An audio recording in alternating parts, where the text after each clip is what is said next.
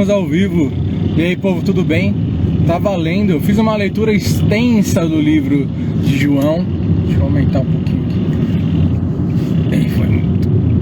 Fiz uma leitura extensa do livro de João, olhando para cada detalhezinho do livro. É um livro super mega max e interessante, né? Dos 4 evangelhos é o que mais chama atenção, é o mais doido, né? Todos começam de uma forma muito mais sutil e João já começa em quinta marcha, e o verbo era carne, o verbo não sei o que, e no princípio ele estava lá e não sei o que, já começa alucinando.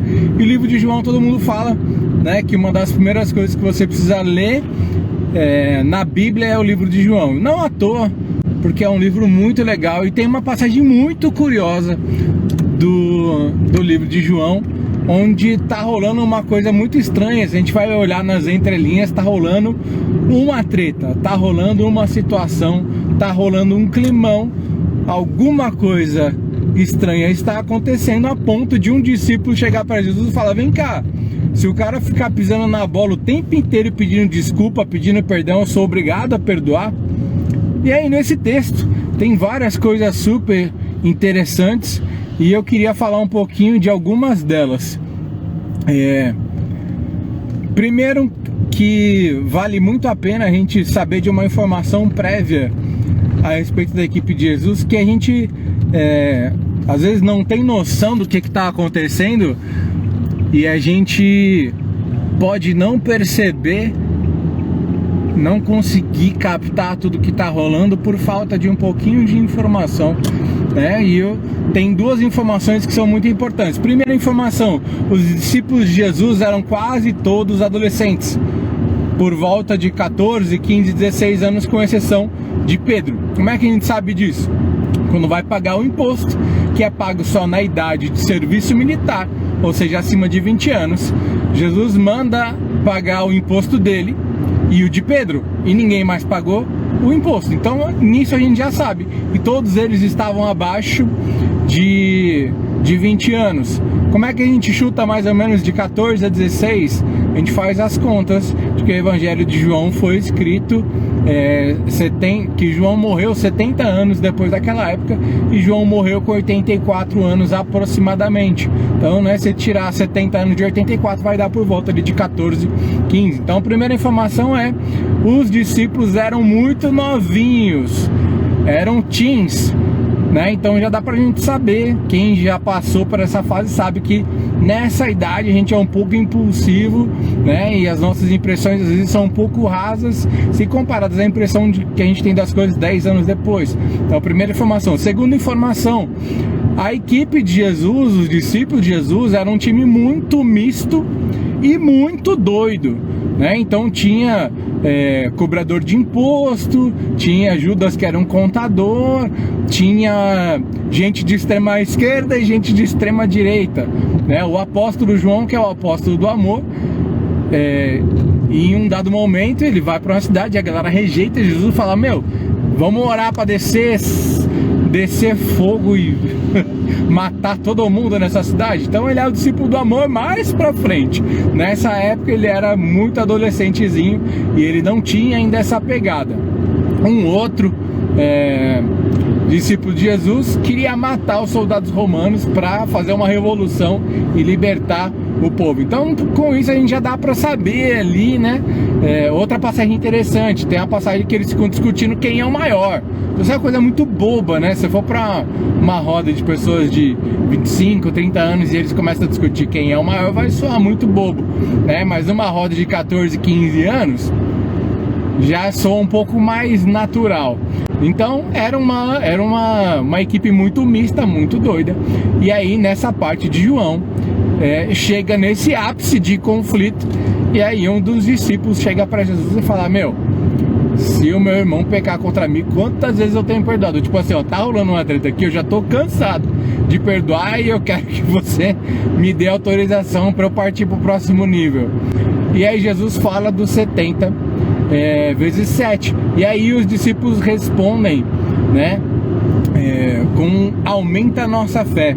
Esse aumenta a nossa fé toca naquela parte do grão de mostarda, e que muita gente defende que o grão de mostarda é justamente, né, uma base bíblica para que seja ok, seja tudo bem a gente ter pouca fé, né? Pode ou não pode ter pouca fé? O que Jesus diz? Ao longo dos evangelhos a gente vê Jesus elogiando a fé, né? As pessoas vêm para curar e ele fala, nossa, como é grande a fé dessa pessoa. O pessoal vem para curar e fala, eu vou lá curar seu filho. O cara fala, né, o centurião, não precisa não. Você dá uma ordem daqui, porque eu também tenho autoridade, eu sei como é que funciona, você dá a ordem, o negócio acontece lá. Jesus fala, nem em Israel eu achei uma fé do tamanho da fé desse cara. Então Jesus não pode elogiar uma fé pequena e elogiar muita fé ao mesmo tempo, porque seria no mínimo incoerente, né? E olhando mais a fundo, olhando mais para os detalhes, a gente percebe que Jesus não está elogiando de forma nenhuma a pessoa ter pouca fé, né? Na verdade, Jesus faz diversos alertas em relação à fé e a questão de ter pouca fé, né? Jesus inclusive faz justamente um apontamento dos homens de pouca fé, né? Então de forma nenhuma Jesus está elogiando ou incentivando a questão da gente ter pouca fé. A mostarda é o seguinte, a mostarda, essa confusão toda se dá porque a mostarda tem um grão muito insignificante, não é nem pequeno, é insignificante. É uma das um grão não, uma semente, né? É uma das menores sementes que existe, se não for a menor. É uma semente muito pequena, mas aí entra o detalhe. Quando a mostarda vira uma árvore, né, ela vira a maior das hortaliças, né? Então ela abriga a vida em si, né? Os pássaros vêm fazer ninho ali, ela é sombra para animais, para pássaros, então ela provê vida, ela provê proteção, ela cresce e fica gigantesca. Então o que Jesus está querendo dizer com o grão de mostarda é, ainda que a sua fé seja pequena e você precise desenvolver ela a ponto dela se transformar, né, virar uma grande hortaliça, como é o caso da mostarda, ainda que você tenha essa fé pequena, você vai ter que fazer, você vai ser capaz de fazer uma coisa. E aí Jesus fala a respeito de uma coisa que chamou a atenção quando eu li, e aí eu fui tentar entender o que significa isso. Jesus fala assim, se você tiver a fé do tamanho de um grão de mostarda, você consegue dizer para essa amoreira, lança-te daqui no mar, ou nas águas, não lembro o termo exato, se eu não me engano é no mar, né? Então, o que Jesus está falando, né? Eles estão discutindo ali, está sendo uma questão falando a respeito de pecar e de perdoar e de como é que essa dinâmica de repetição de pecados funciona. E aí Jesus entra e começa a falar de tamanho de fé e começa a falar de realizar coisas com a fé. Parece desconexo, mas se você olhar com cuidado, você vai perceber que Jesus está justamente explicando acerca desse assunto. Jesus está dizendo se você tiver uma fé pequena, você vai com as suas palavras, você vai com a sua boca, você vai gerar vida, né? Porque a morte e a vida estão no poder da língua, então a gente gera vida para essa pessoa, porque o problema dessa pessoa não é que ela está errando sistematicamente, repetidamente, no mesmo erro. O problema dela é aonde ela está, o problema dela é aonde ela se alimenta, o problema dela é onde estão as raízes dela. Jesus está dizendo, essa pessoa que está fazendo isso, esse comportamento é típico de pessoas que não estão enraizadas no reino de Deus, pessoas que estão enraizadas na terra, pessoa que tem a sua raiz muito humana, muito baseada no comportamento humano e que não consegue deixar de fazer e praticar as mesmas coisas. E isso é uma grande verdade. As maiores dificuldades que eu tive na minha caminhada com Deus foi justamente por esse exato motivo. A partir do momento onde eu me enraizei na palavra, onde eu comecei a me alimentar da palavra, me alimentar do Espírito e das coisas espirituais, essas coisas repetitivas foram sendo vencidas gradativamente até que quase dizimadas hoje eu tenho. Na minha lista de coisas a vencer, eu tenho uma quantidade infinitamente menor do que eu tinha há 5 anos atrás, por exemplo, há 10 anos atrás, quando eu não vivia dessa forma. Então, Jesus está falando, essa pessoa está enraizada no lugar errado, ela precisa ser enraizada nas águas. E aí essa coisa de enraizada nas águas é muito interessante. A gente volta lá para João Batista, o texto bíblico fala o que a respeito de João mesmo, né? O próprio livro de João fala a respeito de João Batista, que João Batista preparou um caminho reto para o Senhor. Não foi qualquer caminho.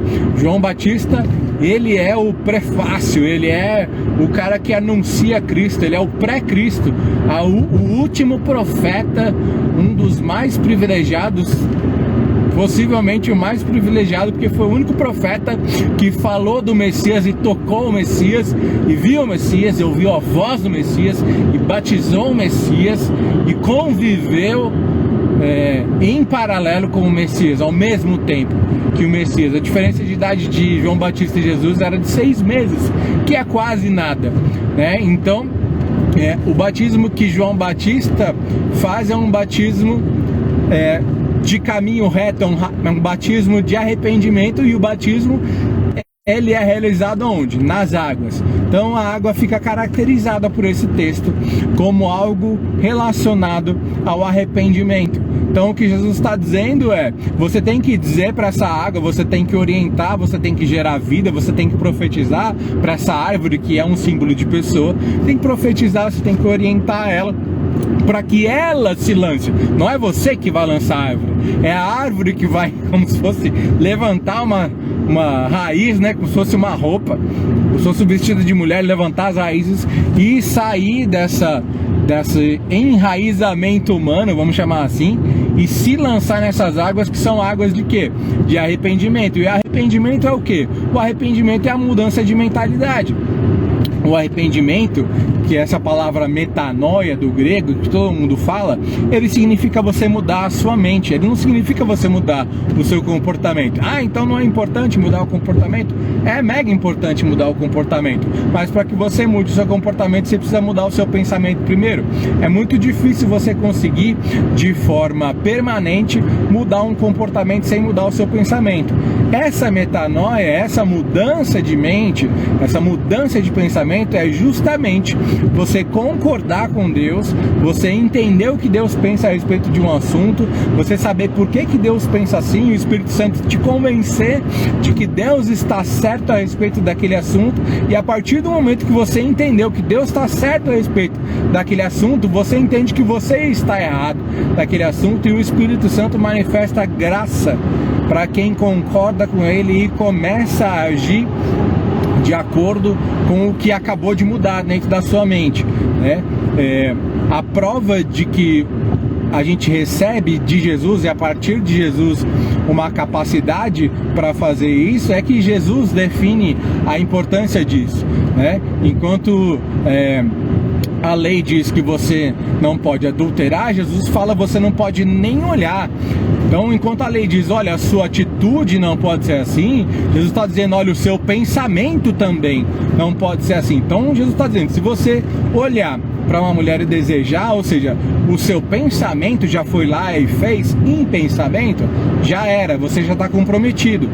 Então Jesus está mostrando com isso que o pensamento é importante. Quando a Bíblia fala de salvação, né, quando a Bíblia fala lá da armadura, né, as sandálias do Evangelho da Paz, o escudo da fé, a espada do Espírito, fala o quê? Fala a respeito do capacete da salvação.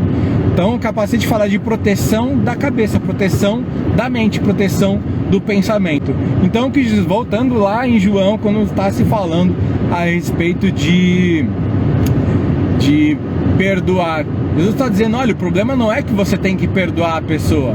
O problema em si é que a pessoa está num estado onde ela vai te causar problema, vai te causar dor, vai te ferir, porque ela está enraizada no lugar errado. Ela precisa se jogar nessas águas de arrependimento, entender a vontade de Deus, e a partir desse entendimento ela modifica a sua atitude.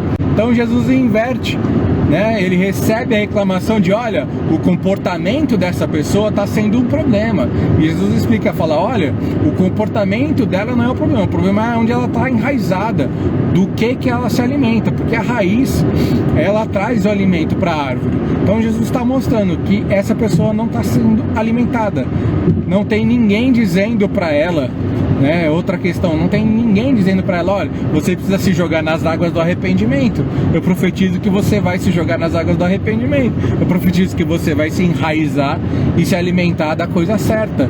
Então percebe que o negócio vai um pouquinho além do que aquela reclamação inicial que as pessoas fazem ali que os discípulos fazem ali para Jesus. Então eu acho super mega interessante isso, e eu vinculo isso, eu relaciono isso também com o batismo nas águas. O batismo nas águas, ele fala de águas, e a figura da água no texto bíblico, ela é profunda, ela é vasta, né? Se você for lá olhar em Gênesis, você vai ver que o Espírito Santo se movia sobre a face das águas. E você vai ver que as águas já estavam ali, o Espírito Santo já estava ali antes de Deus começar a se mover. Então, a impressão que dá é que a Terra sempre foi um domínio de manifestação do Espírito Santo. Sempre foi, vamos dizer assim, a área de atuação, né? Sempre foi a praia do Espírito Santo, né? Então a gente vê água também em Gênesis 6, quando o homem se corrompe a ponto de Deus falar, vou matar todo mundo. O que é que Deus faz? Deus cria o dilúvio, e Deus faz um dilúvio, e o dilúvio faz o quê? Qual que é o papel que o dilúvio tem? O dilúvio tem o papel de lavar toda a impiedade, lavar toda a iniquidade, todo o pecado, toda a maldade, e fazer com que o homem retorne ao plano original.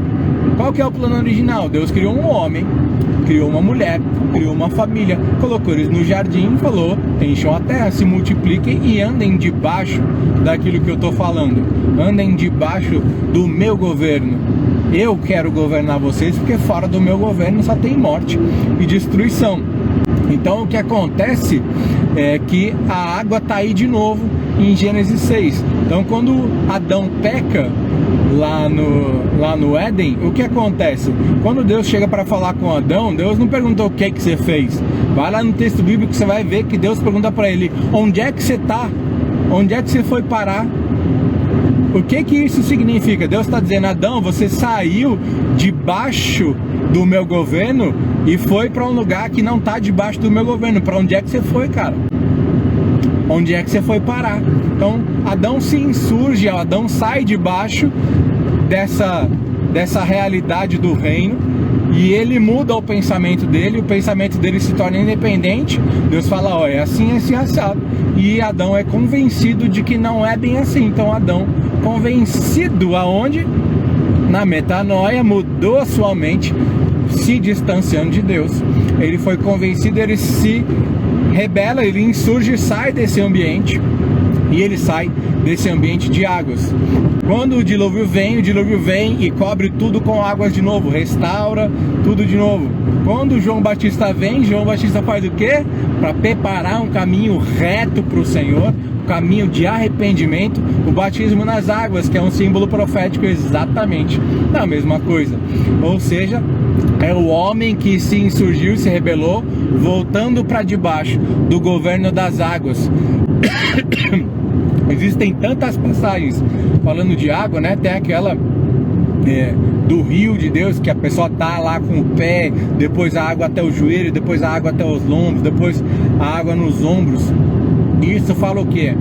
Deus está incentivando através dessa profecia que a gente seja guiado pelo Espírito, né? E o símbolo do Espírito aí é água. Então água fala justamente disso, e o batismo de arrependimento que prepara a entrada de Jesus na terra, que prepara a entrada de Jesus definitivamente na vida de um cristão, é justamente essa mudança de pensamento que me faz voltar a pensar o que Deus pensa, concordar com o que Deus pensa em todo e qualquer assunto, para voltar a viver debaixo do governo de Deus.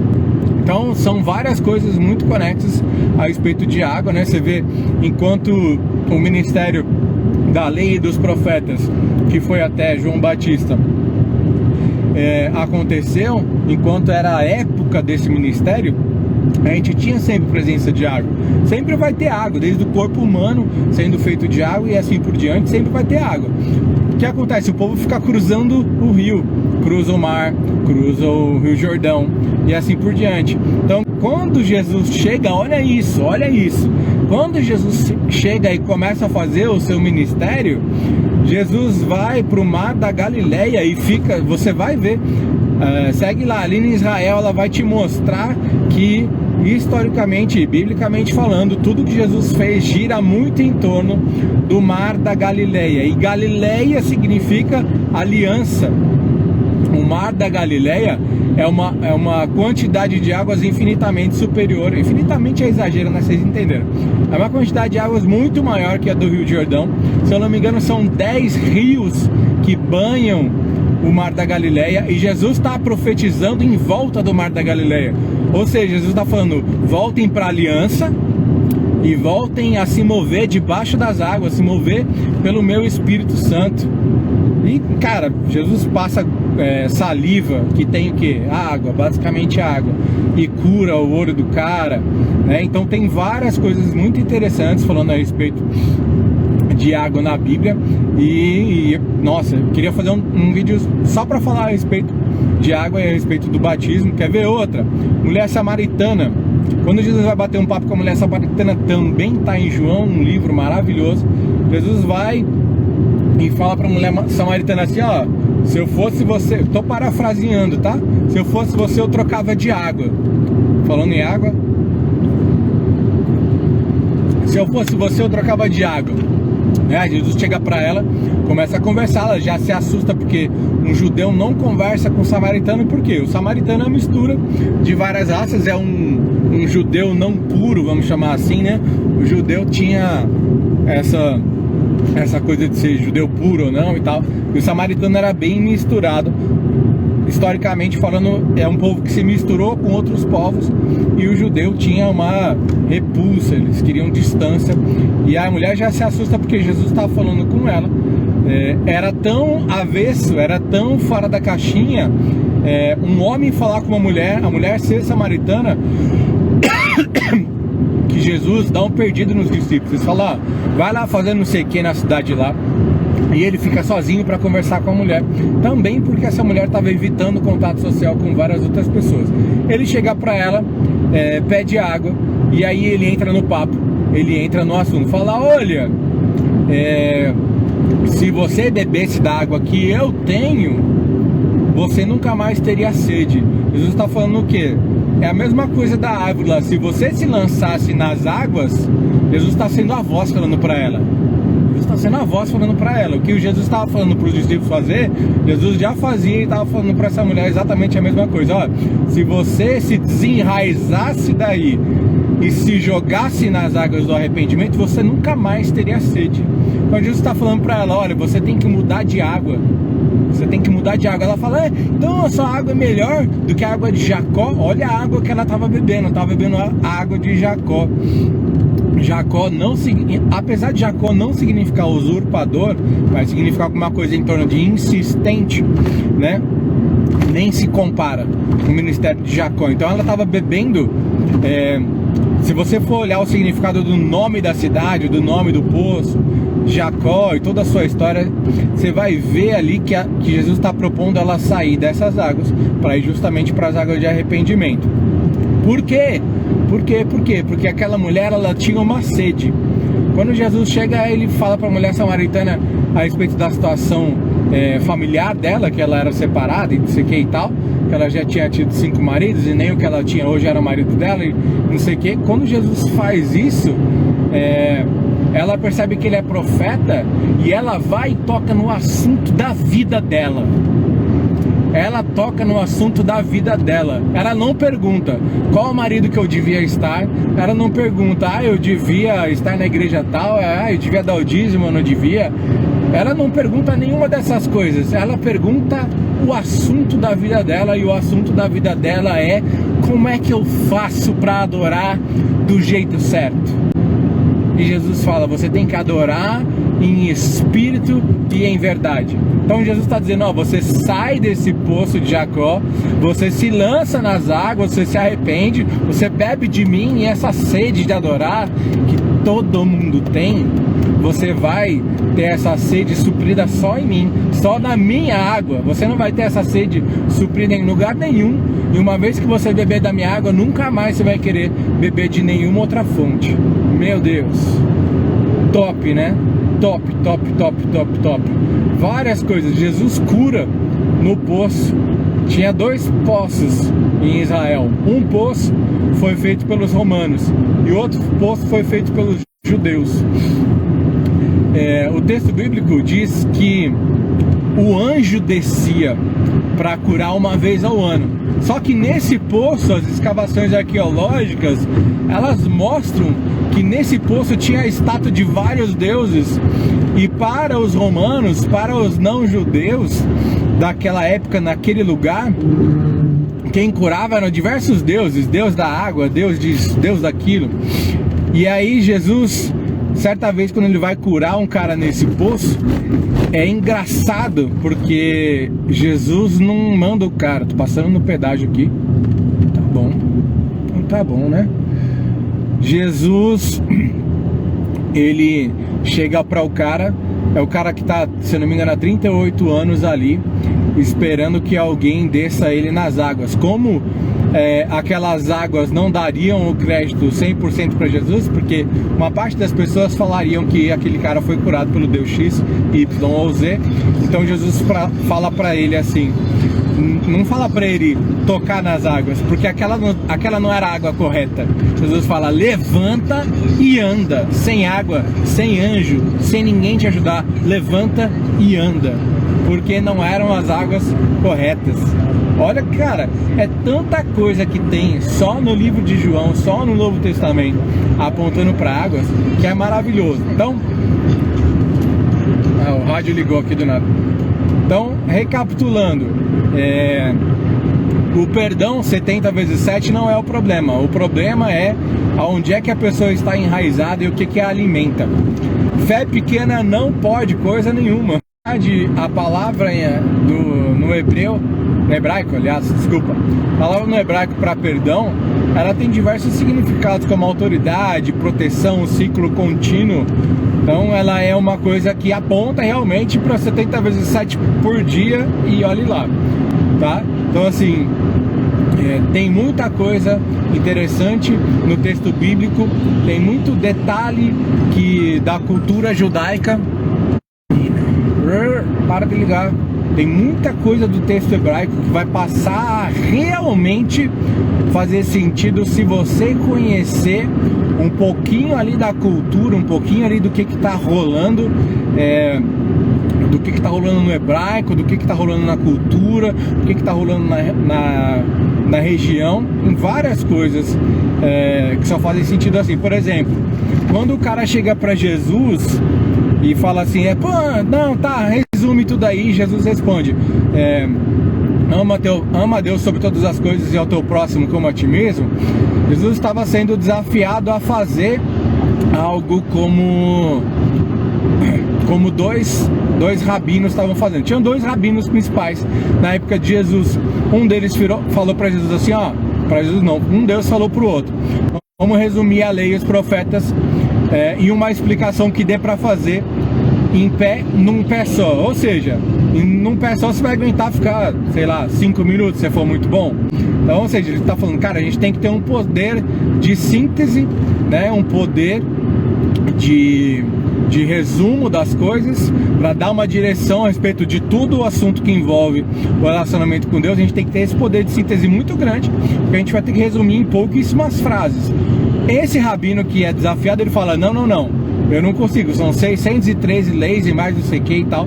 Ele arrega, e o outro rabino, ele consegue fazer um resumo muito breve. Então, quando perguntam para Jesus, estão fazendo para Jesus o mesmo desafio, e Jesus consegue fazer de uma forma mais resumida ainda e muito mais objetiva, muito mais assertiva. Jesus consegue explicar a essência do texto sagrado para essas pessoas. Quando as pessoas perguntam, por exemplo, a respeito de divórcio, a mesma coisa. Existiam 2 escolas. Uma escola dizia que você podia se separar por qualquer motivo, e nessa escola o homem podia se separar por motivos muito mais bobos, e a mulher só podia se separar no Apocalipse. Eram motivos muito mais raros para a mulher e abundantes para os homens. E tinha uma outra escola que acreditava, uma outra linha teológica, vamos chamar assim, que acreditava que as pessoas deviam se separar só em casos muito raros. E Jesus diz, ó, eu sou mais ou menos dessa mesma linha, dessa segunda linha aí. Então tem várias coisas que estão acontecendo ali, que se você não mergulhar, se você não for atrás, não ler, não estudar, você não vai conseguir entender a essência de muita coisa, né? Não é à toa que a palavra fala, olha, vocês têm que meditar nisso o dia inteiro, a palavra tem que estar na boca de vocês, vocês têm que ler, vocês têm que congregar, vocês têm que estar junto, né? Ou seja, o que a Bíblia está dizendo você tem que fazer isso porque a sua mente tem que ser transformada, você tem que desprogramar da maneira antiga de viver que você aprendeu para aprender a viver conforme o texto sagrado, e só tem um jeito de fazer isso, gastando a sua vida em cima disso. Então, para você ter contato com essas coisas todas que eu falei aqui, eu recomendo que você siga algumas pessoas. Primeiro, Luciano Subirá.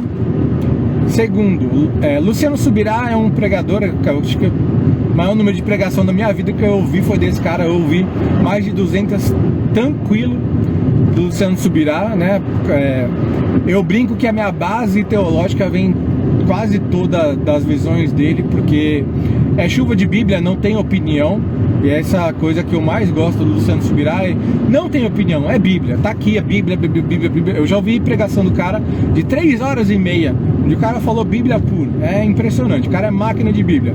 Então, segue Luciano Subirá, segue Luiz Saião. Luiz Saião é o cara que, ele é linguista, ele é um cara teólogo, o cara também manja de hebraico, essas coisas. O cara é também muito máquina, até mais máquina que o Subirá.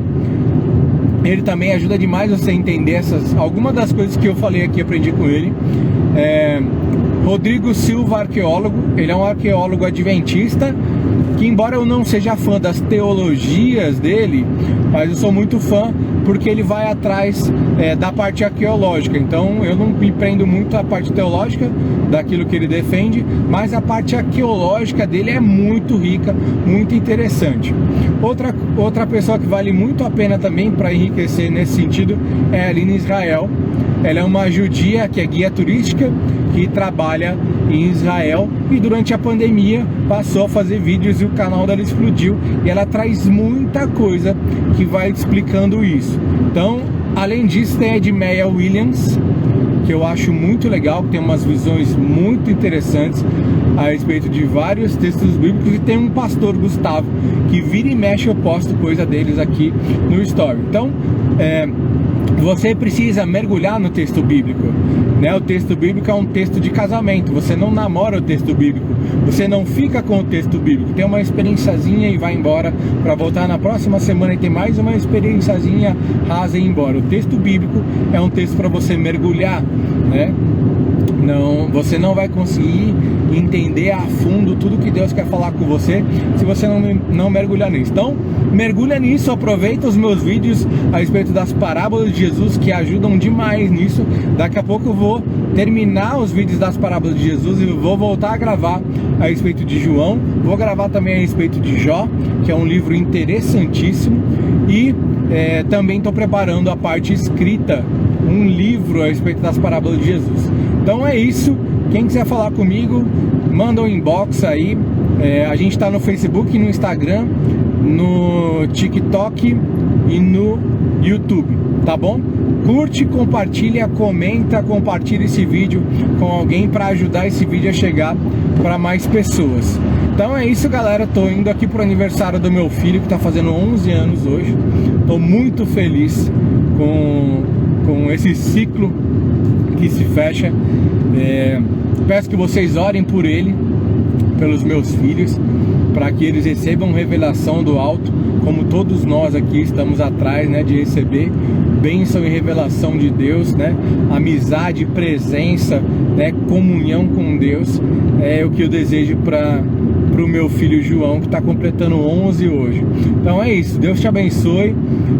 Fica ligado que eu estou soltando por esses dias, depois de apanhar muito do meu equipamento, estou soltando os vídeos das parábolas de Lucas 16, que são o administrador desonesto e o rico e Lázaro.